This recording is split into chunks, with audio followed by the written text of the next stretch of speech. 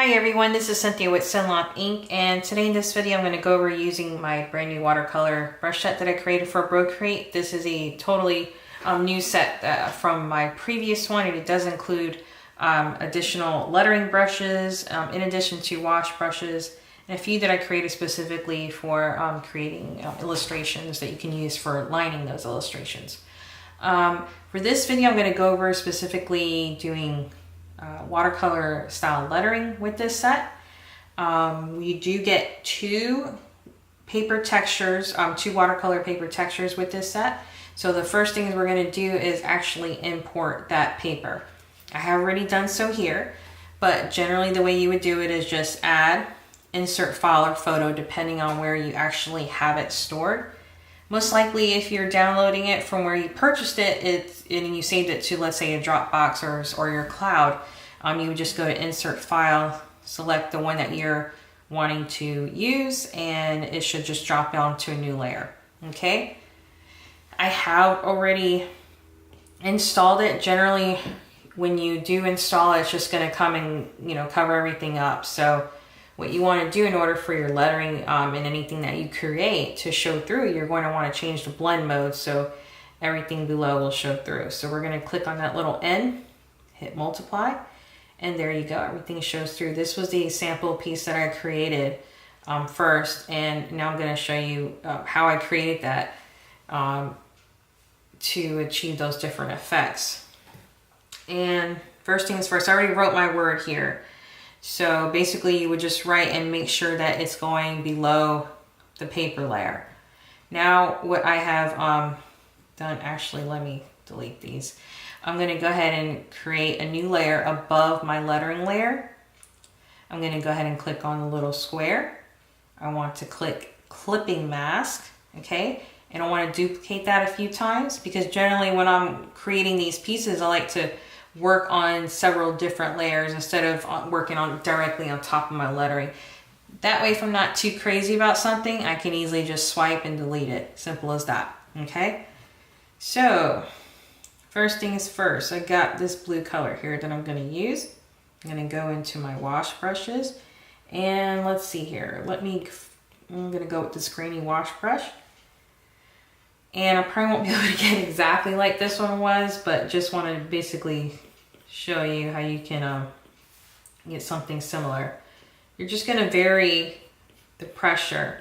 So when I do heavier pressure, of course, it's going to lay down a lot more color. Okay.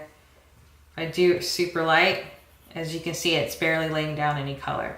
So just want to vary it, throw it down in different areas. You can do your lettering all one color if you want it to, and just kind of darken it in certain areas. But for this one, I'm just working with two colors. Okay. And for here, I want to create just a little bit of bleed, just to kind of imitate like the paint from one color to the other is bleeding through. Okay.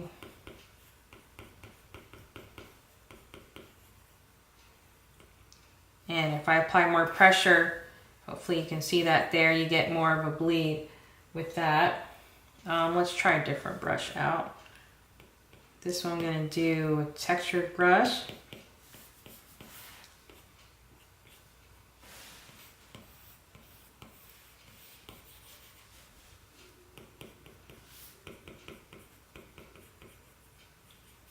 All right. Try one more here. Let's see. Let's do the splashy wash brush. And for this one, I'm going to go up to a next layer.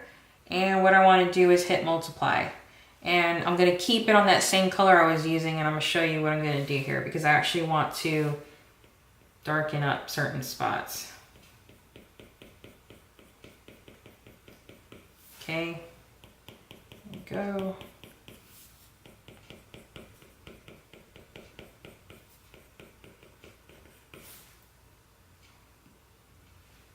Try a different one there. I want to turn that down just a little bit so you can adjust according to how you want if you don't want it to be quite as dark there.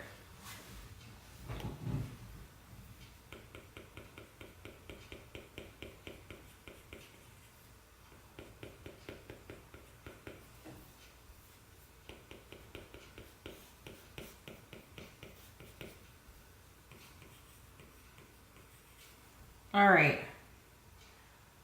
Let me try one more here.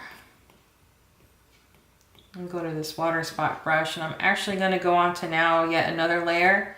But I'm actually going to go into try to get that original green I chose. If I think it's this one, yes. And now I just want to, let me turn that brush size down a little bit.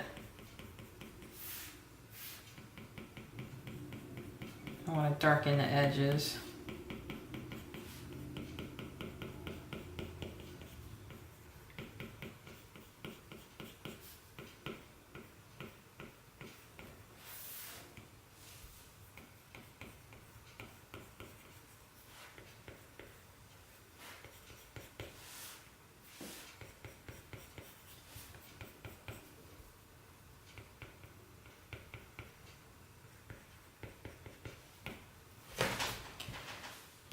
Okay.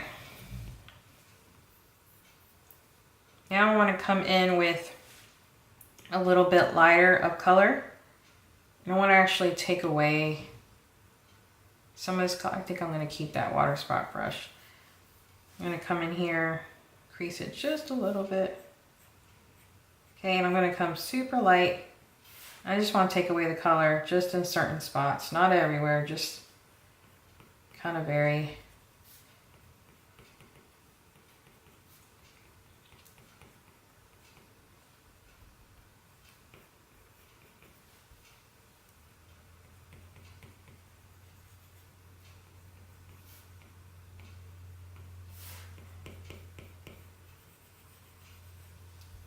All right, now one more layer above, and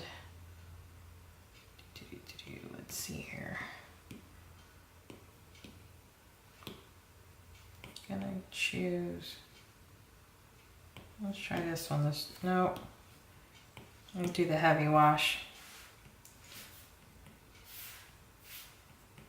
Just want to darken those edges, and I'm using now black.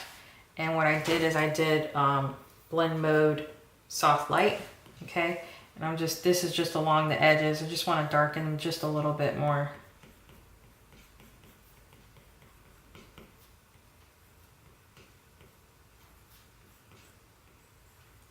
And this you can spend a lot of time doing.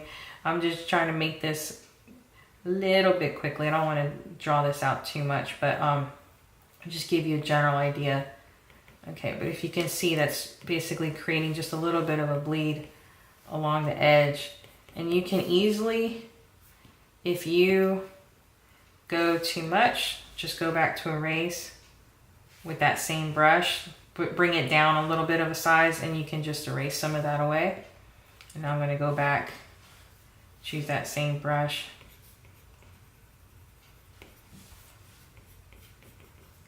Try to do this a little bit quicker. Like I said, take your time with this, because I'm just trying to give you just a general idea, because this is really and truly about just experimenting with the brushes and finding your own style with what works. Okay, so here we go. General lettering piece done here. Now we've got all our clip pieces. And I want to come back now because I want a little bit more texture, because if you can see here, we got more texture than what is showing there, and I'm going to show you how I achieve that. All right, so first things first, I'm going to go to my original lettering layer. Actually, sorry. First thing, I'm going to duplicate this paper layer. I'm going to change it to linear burn.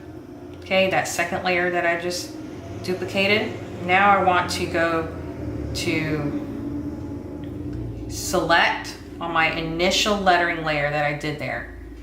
So that was clicked on little square, select, and then now I want to do mask. Okay, and go ahead and turn your selection off. All right, so there, now we have a little bit more of the texture, but I want even more to show through. So I'm going to go ahead and duplicate that same mask layer that I did. Okay, not the paper layer, but the actual mask layer, because if you can see, it actually just masked over the wording that I created. Okay, and I want to turn it down just a little bit because I only want just slightly more texture there. But you can totally do this according to how you like it. You can also try color burn. That also brightens the color a little bit more. But for this, I'm just going to go ahead and do linear burn because I'm kind of liking the darker color. Okay? So as you can see, because what this is going to do is this is going to apply more texture on the lettering and not the paper, the entire paper layer, because if you do that, it's just going to make it a bit too dark. I mean, if you like that, that's good. You can certainly do that, but I prefer to actually apply more texture to the paper layer. And again, the way I did that is just by selecting the lettering and just creating a mask from it.